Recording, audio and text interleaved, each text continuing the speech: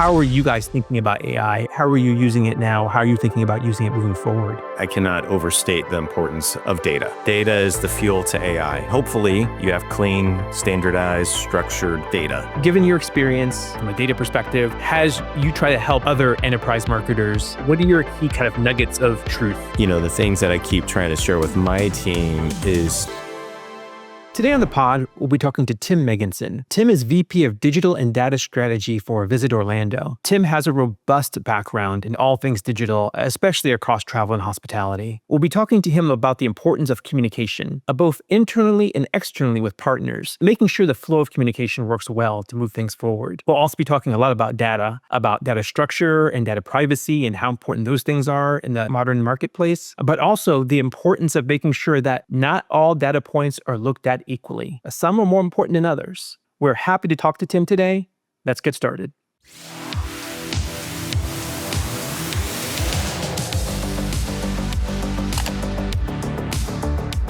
Tim, we're so excited to have you on the podcast today. Thank you very much for joining us. Yeah, no, super excited to be here and looking forward to the conversation. It's great. This is the second time we've got to talk to someone from a destination marketing organization. Our first one was with someone from Myrtle Beach. But now getting to talk to someone who oversees digital and data strategy for a destination like Orlando is really special. One of the largest destinations, not only really in the country, but really in the world in terms of the amount of tourism that the market really drives in. So your perspectives on how you're leveraging digital to help promote and help people experience Orlando and come to the Orlando market is really something we're looking forward to because travel is such an important component of what Orlando is about. And of course, digital is an important component of what travel is about. So as you take on this role, looking at destination marketing for a market like Orlando, what is it that really excites you about being able to really take charge of digital and data strategy? Yeah, so I think several things. So one, my scope has changed with my somewhat recent promotion, but I think it's the ability to connect support the entire organization. So my core pillars are everything data. We're very fortunate. We deal with so much B2C and B2B data. So that's the foundational element. To websites and app, we actually have 9 different websites plus a custom app to support our different customers. Digital media as well falls under me.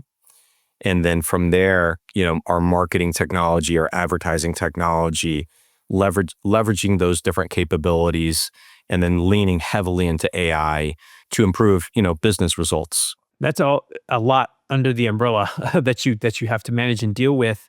It makes me wonder, the websites, the app, obviously the advertising mediums you're dealing with, how do you prioritize those investments across those different mediums and channels? How do you understand where to kind of, push and pull the levers in order to really maximize the destination? Yeah, it's a really good question. So our organization, we're about 150 person team for our entire organization.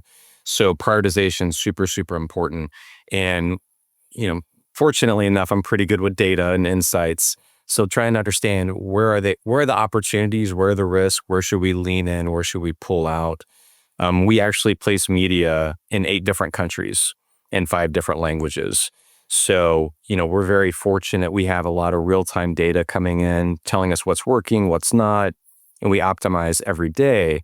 But I think zooming out away from media, it's also, where's the biggest business impact, again, for the organization? So we usually start with data, or we always start with data and go from there, but we try to look forward as best we can. So in partnership with our leadership team, I develop a 3-year roadmap for marketing technology. And then from there, we go to, different, do we need resources, whether that's people or products, and kind of go from that as a starting point. But I think for us, we're very fortunate to have the resources that we do, but we are resource constrained like most companies. So I think it's understanding prioritization, impact, and then as well as understanding short-term versus long-term. So, what are some things we can do that are going to help us in the short term versus, longer term planning that might require additional resources, whatever that looks like. On the pod, we talk a lot about the post-click experience, right? So you mentioned the importance of advertising, of media, obviously of exposure for the destination being out in the marketplace. But ultimately, the reason we love to talk about the post click here is because that's kind of where the rubber meets the road, right? That's where people educate themselves. In the case of travel, is where they get excited, they answer their questions, and they decide, okay, am I going to move forward? Is this going to be on my short list for a destination? Am I actually going to book something? Am I going to travel? Am I going to stay? So the information, the content, and the information about the experience that you provide is really critically important. But I wonder, as you're trying to measure the impact of that, and you mentioned impact was one of those things that helps you to balance out the investment. What kind of challenges do you face when ultimately people aren't actually booking on the Visit Orlando website? They're going and they're booking at Marriott.com, or they're booking on Hyatt.com, or or Disney, or wherever they're staying. How do you balance that to really understand that impact? That is so something that we focus on extensively. So we look at visitation, like big zoom all the way out. We look at an annual visitation number. That is great and very insightful, and we have so much data that we can lean into to understand what's happening in the market. Um, Aside from that, we also look at like soft conversions. So we talked about the media side, website traffic, and how are consumers interacting with us across our digital touch points. Our CRM database, we have millions and millions of records B2C. We also have a lot of B2B contacts as well.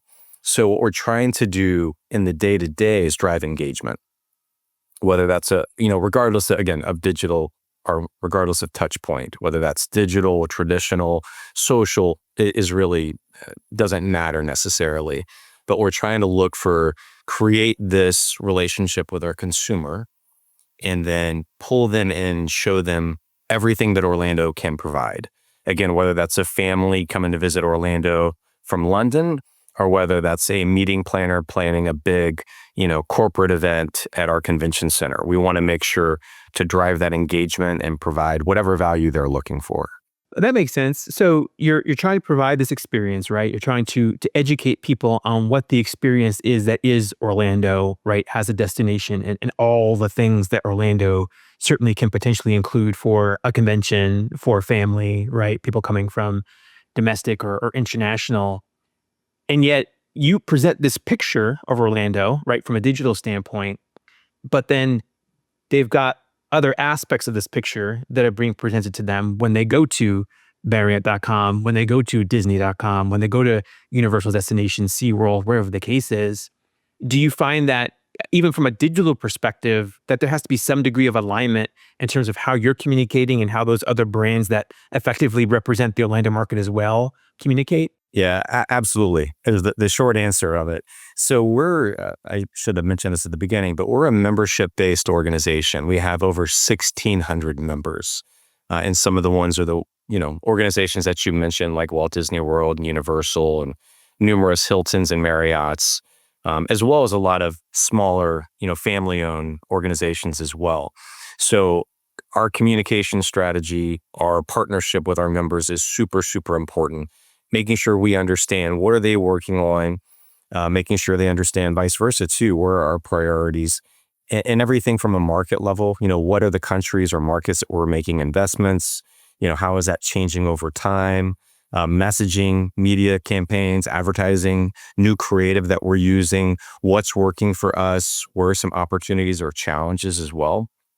So that, bi-directional communication is really, really important for us to support our members and at the same time understand their business as best we can in the real time. So again, we have all this data that helps us understand, hotel occupancy, hotel bookings and pacing looking forward as well as the current state. But and that's great and that's very valuable, but also there's a lot of value that happens in talking to a general manager of a whatever hotel and our theme park partners and stuff like that. Do you find that you have to, as part of your job, really articulate the importance of maintaining the consistency of that experience, that digital experience, has a destination to make sure that, leadership at Visit Orlando, that the other partners, that they're really kind of understanding and buying into that, the members, that everyone's kind of buying into that joint experience that you deliver as a destination? I think there's definitely value there. I think we're very fortunate. Our members are great and very supportive of us, and we try to do the same to them. I think a consistent message is critical. Orlando can be perceived as a complex destination. We have a lot of theme parks. There's a lot of nature activities, amazing restaurants. So for someone coming here for the first time, it might be a little bit challenging or overwhelming. So what we try to do is, in partnership with our members, we try to simplify that. And I think that's one thing that really excites me about the current state of digital capabilities is you get into personalization and segmented content. Again, regardless of touch point necessarily. So I think, consistent messaging, highlighting what makes Orlando unique and different and the value we can provide, building relationships or connections is super, super important and foundational. And I think we're doing a really good job of that. I'm really excited about what the future holds for us as an organization. Again, back to segmentation and personalized content as we lean into this, rapidly changing landscape. I love how you really mentioned that, right? Because, personalization, segmentation, dealing with people as people is just so critically important to delivering a modern digital customer experience, right? Of really impacting people and making them feel like, okay, what's relevant to me, right? What's relevant to my family, my organization, if I'm perhaps a meeting planner, what is the most relevant information and content that's going to help me make that decision? But as you mentioned, and as we mentioned at the outset, Orlando isn't just a domestic destination, right? It's a global, it's an international destination, one of the top ones in the world. So I wonder, as you think about segmentation, personalization, how do you balance that with privacy needs? Certainly some privacy here in the US, but even more robust, stricter privacy needs in areas like the EU, which I know is a major feeder market to Orlando. How do you find that you have to balance that? Yeah, I mean, that's a reality for us, for sure. Again, we advertise in 8 different countries, North America, South America, Europe as well. And privacy and consented data is foundational for us. That's something that I talk about with my team and our leadership team continuously. And that space is changing rapidly. I don't want to say every day, but every week there's some sort of update that happens. Recently, there was something that came out of Germany that related to Google Tag Manager that I've kind of caught a lot of people by surprise. So, so that is something we focus on. I'm a big customer privacy or consumer privacy advocate. I think it's really important, again, because companies are getting so much better at connecting data in understanding customer profiles. So we focus again on consented data. We are privacy compliant, period, hard stop. That's something we prioritize. And then we look at it at a country level. And then in the US, it is different, right? California has different guidelines and regulations versus other states. So I think we're doing a good job. Compliance is really, really important. Our senior counsel, in-house counsel, he's been a great partner to me. It's something that our C-suite team supports and understand is really important as well. So I think for us, it's just continuing to monitor, always being, advocates of our consumers, whoever they are, and making sure that when we're collecting data, it's consented data, and we're using it in a responsible manner. And again, providing value to our customer. Do you find, and maybe it's whether it's you in this specific role or just in general, as of course you're a digital professional with a lot of enterprise experience across multiple organizations, what are the challenges that really come with data governance at scale? I mean, you're dealing with tons of data that you're taking in, right, from Orlando. But again, even in other roles I know you've had, again, large organizations, tremendous amounts of data that you have to now govern at scale. What are those challenges that you face? There are a lot of challenges. So I think one, when it comes to data, and you're familiar with this, but structured data or standardized data. So regardless of what we're talking about, whether it's CRM data or website data or whatever data, it needs to be structured and standardized so that we can understand it and process it and hopefully gather some insights and then activate on it. But I think, big picture, there are differences by region. Whether again that's country, state, city, metro, but there are differences. So again, having that consented, structured data is foundational. So then again, we get from data to insight and then insight to action is how my team and I approach it. But it definitely at scale. I mean, we're dealing with millions of CRM records. We're dealing with a very large media buy as well. Again, 8 different countries, 5 different languages, driving to 9 different websites. We have lots of email addresses. So continuously thinking about privacy, consent is really, really important. And again, I think from our side, we're doing a really good job. It's just continuing to be thoughtful, lean into it. It is a rapidly changing space, for business as a whole. And I think that's how we've been successful and will continue to do so. Yeah, I'm sure. I know you've been in the industry for some time in the digital space, and I'm sure you've seen all kinds of changes that have happened, over the years as digital has really evolved and become such a major player in any business and any organization and what they're trying to do. Um, and it's kind of I'm kind of curious from your perspective, kind of as you kind of come up, what are those kind of key nuggets of information that you feel like, okay, look, whenever I have a digital role in any organization, any job, these are the things that are just kind of the pillars of me kind of moving the digital space forward for the organization. And I'll give you an example because it's one you've already mentioned. I love the framework, as simple as it is, but yet many organizations are challenged with it, of data to insight to action, right? Of making sure that having this data, having all this robust, rich data is great. It's powerful. It's important, but you've probably seen it. So many organizations get so focused on data. It's just like, well, great, you have this data, you have these reports, you have some beautiful dashboards. It's like, what are you doing with it? I mean, it's just being emailed just to get ignored. Have you built these dashboards in your Tableau, your Power PI or whatever for people to look at and kind of move on with their day? Or are people deriving value from that data and then saying, based on this, this is what we should be doing. This is what we should be testing. This is what we should be optimizing. What are those key lessons that you've kind of learned throughout your career? Yeah, I go back to again, no one that I know in our space is really hurting for a lack of data. If anything, people are drowning in data, right? Too much data. How do I start? You have siloed data. You have non-standardized data. You may or may not even have consented data. You may have data that you receive somehow that's, you need to scrub or, delete. So I think that's one. I think two, not every data point or data set has the same value, has equal value.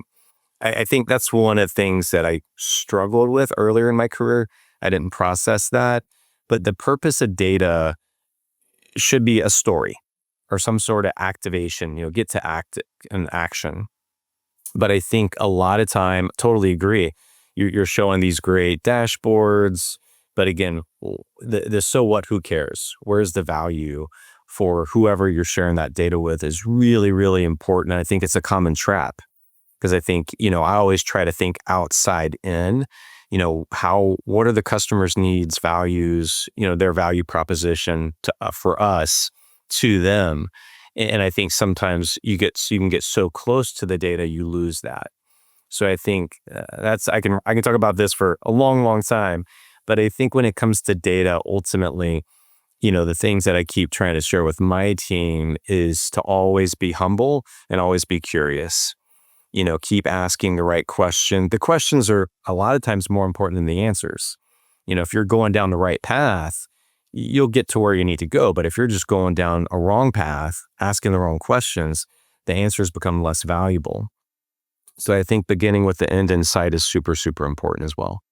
Well, I love the point that you made that not all data points are equal, right? That just because you have it doesn't mean that it has, necessarily some value to you. I mean, to your point, there's all kinds of things that you can know and understand about consumers, about what they're thinking, about what they're doing on the website, how they're interacting with ads, but it doesn't necessarily add any value to the point where you can say, well, here's an insight I can derive to improve their experience, to help improve and drive engaged sessions, right? To improve their perception of the destination or any of those other metrics that I know are important to you as a destination or a marketing organization. So I think about the fact that the importance of having the right data is critical. And to pick up on another point you mentioned, the importance of having that data properly structured is so important.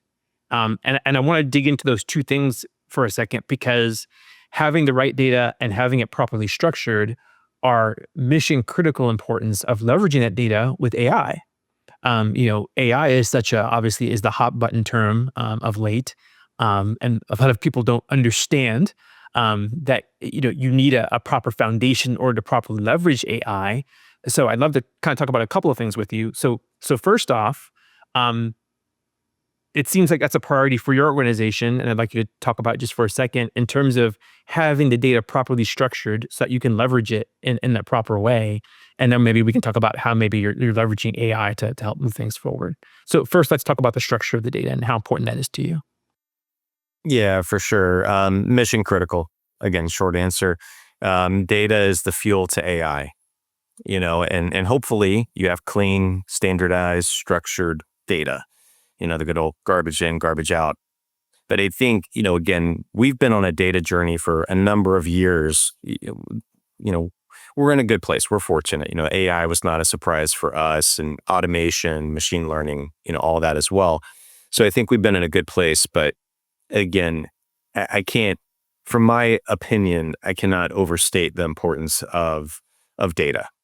Particularly in this day and age, data scarcity is increasing. For organizations, you have these huge organizations that they love and they have all the data and they're monetizing the data, which is great for them. But for us, again, we want to have as much zero party and first party data as we can, again, to provide value to our customers. So, yeah, clean and structured data, standardized data, foundational. Understanding any gaps that you have in your data is also super, super important. And then understanding, okay, is there a roadmap for you to collect that data that you are missing would be a good action item for an organization. But for us, again, it's clean data, validated data, making sure there's no bot or garbage data as well that comes in, and then pushing that to an insight and activation layer. And we're using that term data very broadly. Data can mean an incredible ton of things, right? Certainly there's, event-based data, right? The interactions that people are having with the digital properties, with the ads, with the website, and so forth and so on. But I know also important to Orlando as a destination is actual kind of research about people. So not just maybe demographic information, but maybe feedback that you're gathering from people, research that you're doing out in the market, and understanding people's perceptions of Orlando as a destination. Maybe how people have experienced Orlando, what their thoughts and so forth about that. Is that something that you guys are also prioritizing as you think about data as a whole and making sure that you have a good holistic, uh, repository of data? Yeah, again, great point. Short answer, yes. And I totally agree. I use data very, very broadly. So a good example, a data point could be, a media spend, CPC.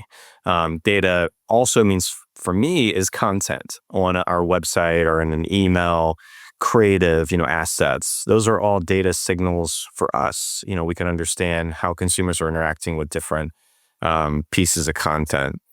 So we're trying to be very holistic is the correct word. We have an amazing research team. We're very, very fortunate as an organization to lean into that. So we look at brand health studies. We look at advertising, ad tracker studies as well to understand the perception of Orlando. How are we doing versus our competitive set? When people hear the word of Orlando, what do they think about? How is that changing over time? What are the barriers to someone traveling to Orlando? So we look at that research, we look at our own customer data as well. And then absolutely that shapes, again, I keep talking about that activation layer, that shapes our strategy, right? Definitely the strategy, guides the tactics. But for us, looking at that, again, the data, using that term broadly, to shape our strategy to get to activation at a tactical level. I don't want our listeners to kind of minimize what you just said there, because that's so critically important that data helps to shape the strategy. I think so often we get caught in the trap, and perhaps this is just legacy thinking, right? Of thinking, well, it all starts with a bunch of people sitting in a room at a table, just kind of throwing things against the board and seeing what sticks, or does someone have a good idea, right? Well, when I was in the shower this morning, I was thinking, that's really not the way that businesses are moving forward, especially not in the digital era where consumers have so much control, right? It's really about saying, what are people saying? What kind of feedback are we getting? What are they wanting? And how are we leveraging that and using that to help shape the strategy and therefore drive our tactics and move things forward? So I just wanted to really reemphasize that because I thought that was such a powerful and important point that you made there. And it's so great to hear that Orlando has a destination is really prioritizing that methodology and that way of thinking. So continuing on our conversation though about data and having that holistic repository of data, having it properly structured. Well, now this puts you in a unique position where, okay, great. Now we're able to leverage AI, artificial intelligence, because we have this robust structured repository of data and really get more out of AI. So I'm curious to hear, even on a high level, to be more appropriate, how are you guys thinking about AI? How are you using it now? How are you thinking about using it moving forward? Like most people, we talk about AI daily. It is a priority for our organization. So AI, I'm responsible. AI is part of my core responsibilities for the organization. So, um, so we look at it through a lot of different lenses. So again, I lead our AI task force across the organization. So we started with, looking at, again, goals, what are some short-term versus long-term goals, and then getting into use cases, again, across the different departments of the organization. So from there, that could be things that are B2C as well as B2B. So developing the use cases and then looking for if there are gaps, again, what are things we can do today that we can implement and leverage immediately versus those things that might take us, longer term to build out for whatever reason. But I think for me, I think AI is super exciting. I understand one of the key takeaways I've had in the last year or so is, well, I love change. I love variety. That's my personality. But understanding not everybody's wired like that. And that's probably a good thing.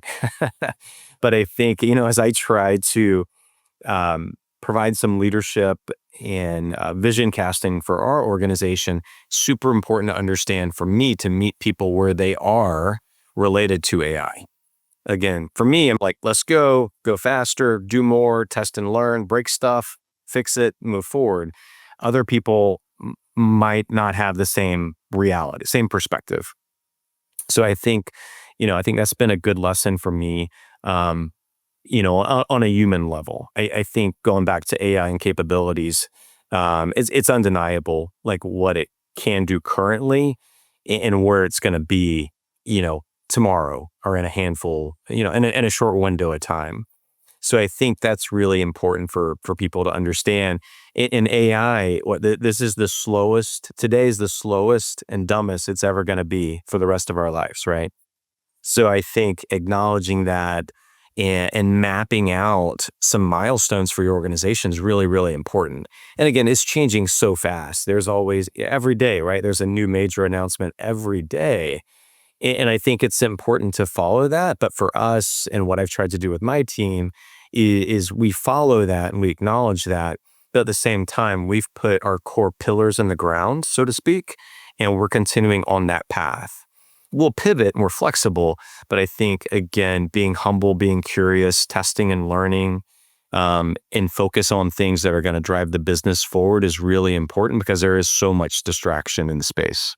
As you guys think about AI, are you thinking about it more from the standpoint of how AI can help more in terms of internal operations? Are you thinking about it more in terms of like customer experience, customer facing elements, or is it both? Are you thinking AI in both ways? Yeah, it's both. I think there's definitely, and we've already seen it, like operational efficiencies, back of house, to use a theme park analogy, right? So there's a lot of those benefits that that we're already receiving. At the same time, again, going back to like personalization and segmented touch points and experiences, that's where AI, and automation can help us get to scale. Whereas before that was never a possibility. So I think those are two realities that are happening now. We're trying to lean in more and understand. But again, I go back to, we're so fortunate we have such great research and insight. We have so much data, structured data. Um, we have so many things that we can leverage. And for us, it's really staying on our roadmap, staying focused on the key priorities for us that's going to drive our business forward, and at the same time being flexible. With so much at play, right? With, as you mentioned, AI is constantly in change, a state of change. There's so much in the marketing technology space, so many different technologies with so many different capabilities.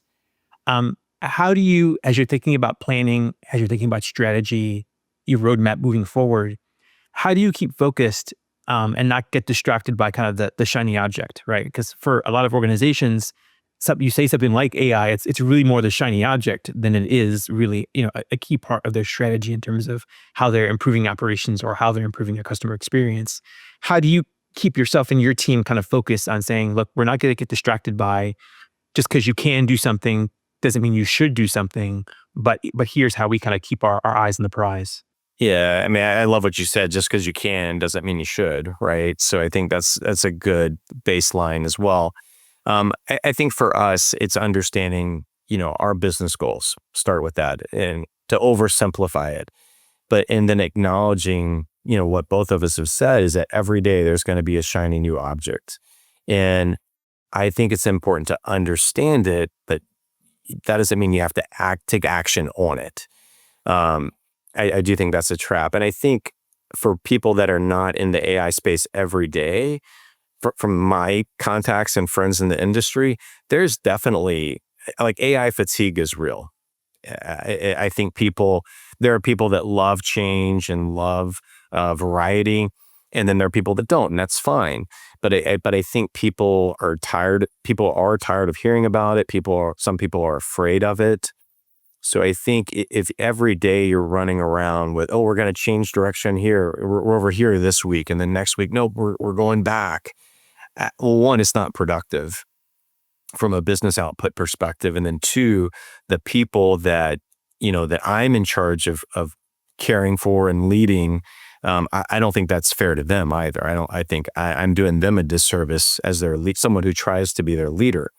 So I think it's caring for the business and caring for your people at the same time, at a strategic level.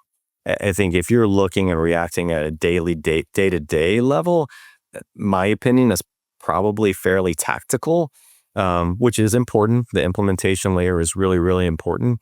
But I think you're going to miss the mark on your business results, and I think you're going to potentially burn out your team. I completely agree. And I'm glad you guys are able to do such a good job of maintaining that proper perspective on things, right? Because it becomes hard. It becomes a challenge to maintain that focus. If we're going to talk about it, then let's talk about using it the right way. That's use it as a tool that can help accomplish a lot of things, both operationally and experientially, for customers and for organizations.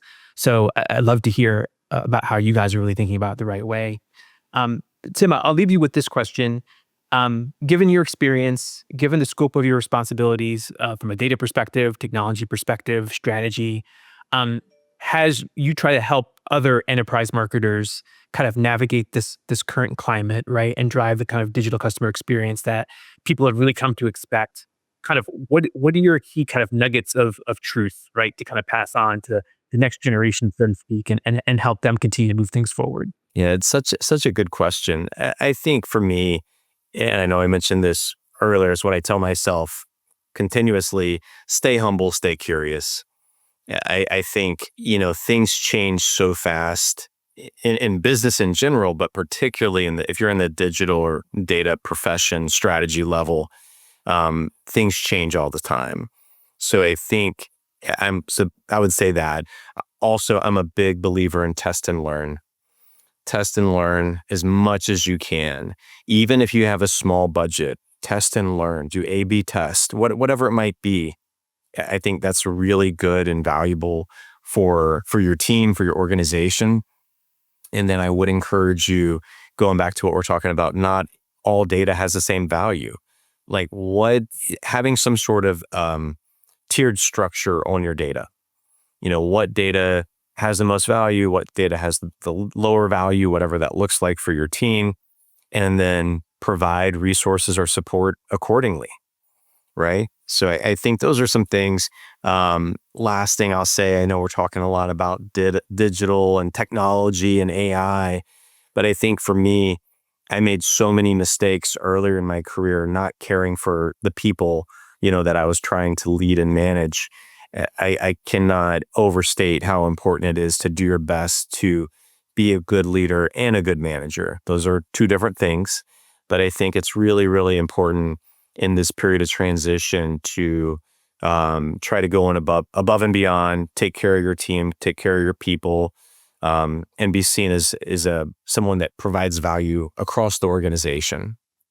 So those are a few of my rambling closing comments, I suppose. Awesome nuggets of truth. We appreciate that. I appreciate you, Tim. I appreciate taking your time today to be on the podcast. Thank you. Thank you so much. Thank you.